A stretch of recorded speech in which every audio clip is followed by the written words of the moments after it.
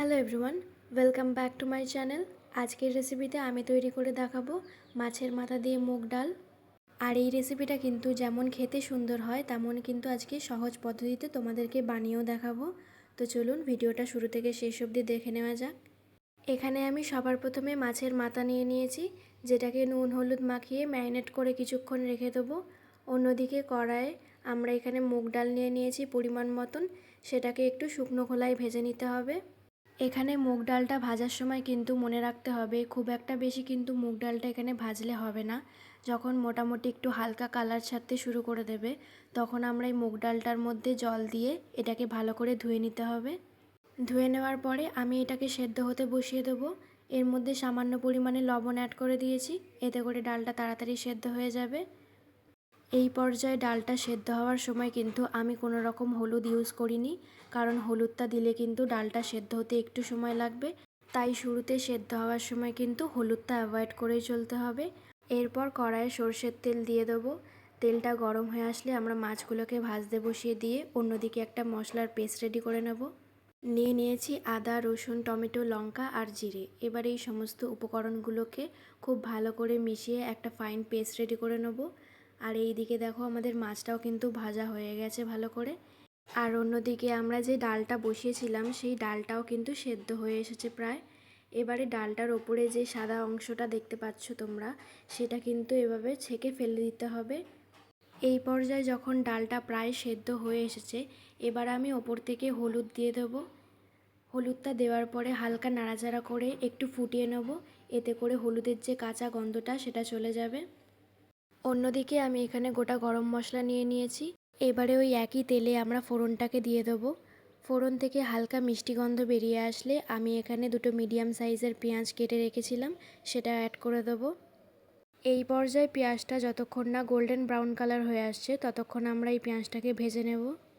অন্যদিকে আমাদের ডালটা প্রায় সেদ্ধ হয়ে গেছে। এখানে বলে রাখি ডালটা মোটামুটি 80% এখানে কুক করে নিতে হবে, আর বাকিটা মাছের সাথে একেবারে ফুটিয়ে নিলেই হবে। এই পর্যায়ে আমাদের পেঁয়াজটাও ভালো মতন হয়ে এসেছে। এবারে আমরা প্রথমে যে মশলার পেস্টটা রেডি করেছিলাম সেই মশলার পেস্টটা এর মধ্যে দিয়ে হালকা নাড়াচাড়া করে নেব। মোটামুটি নাড়াচাড়া করার পরে আমরা গুঁড়ো মশলাগুলো এবারে একে একে অ্যাড করে দেবো। দিয়ে দিচ্ছি ধনে গুঁড়ো, নুন আর হলুদ। এবারে সামান্য পরিমাণের মধ্যে জল অ্যাড করে দেবো, এতে করে কড়াইয়ের নিচে মশলাটা লেগে যাবে না। সামান্য পরিমাণে এখানে জল অ্যাড করে দিয়েছি।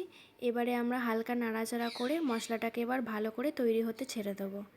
এই পর্যায়ে কিন্তু মশলাটা আমাদের প্রায় হয়ে গেছে। মশলা থেকে ভালো করে তেলও বেরিয়ে গেছে, দেখতেই পারছো। এবারে আমরা যে মাছটা ভেজে রেখে দিয়েছিলাম সেগুলো এর মধ্যে দিয়ে ভালো করে কষিয়ে নিতে হবে। এই পর্যায়ে তোমরা চাইলে মাছের মাথাগুলো আগে থাকতে ভেঙে এর মধ্যে দিতে পারো, অথবা কড়াইয়ের মধ্যে এরকমভাবে দিয়ে কিন্তু ভেঙে নিতে পারো। আমি কড়াইয়ের মধ্যে একেবারে দিয়ে এখানে ভেঙে নিচ্ছি। মাছের মাথাগুলো কিন্তু এখানে একটু একটু বড় রাখার চেষ্টা করবে, খুব একটা গুঁড়ো গুঁড়ো হয়ে গেলে কিন্তু খেতে সমস্যা হতে পারে। এবারে মশলার সাথে যখন মাছের মাথাগুলো প্রায় যখন কষানো হয়ে যাবে তখন ওপর থেকে আমরা ডালটাকে এর মধ্যে অ্যাড করে দেবো। এই পর্যায়ে বলে রাখি আমরা কিন্তু ডালে আগে থাকতে কোনো জল অ্যাড করিনি।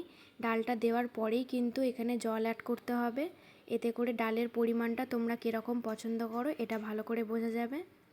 জল অ্যাড করার পরে আমরা হালকা নাড়াচাড়া করে এটাকে ছেড়ে দেবো ফোটানোর জন্য। যখন দেখব প্রায় ফুটতে শুরু হয়ে গেছে তখন আমরা ওপর থেকে স্বাদ মতন চিনি অ্যাড করে দেবো। আর তারপরে এর মধ্যে দিয়ে দেবো বেশ কিছুটা পরিমাণে ঘি আর গরম মশলা। এরপর সামান্য নাড়াচাড়া করে নামিয়ে নিলেই কিন্তু রেডি মাছের মাথা দিয়ে মুগের ডাল। আজকের এই রেসিপিটা তোমাদের কাছে কেমন লাগলো আমাকে কিন্তু কমেন্ট করতে একদম ভুলবে না। আর ভিডিওটা যদি সত্যি ভালো লেগে থাকে তাহলে একটা লাইক, কমেন্ট আর শেয়ার অবশ্যই করে দেবেন। আজকের জন্য এইটুকুই, দেখা হচ্ছে নেক্সট ভিডিওতে।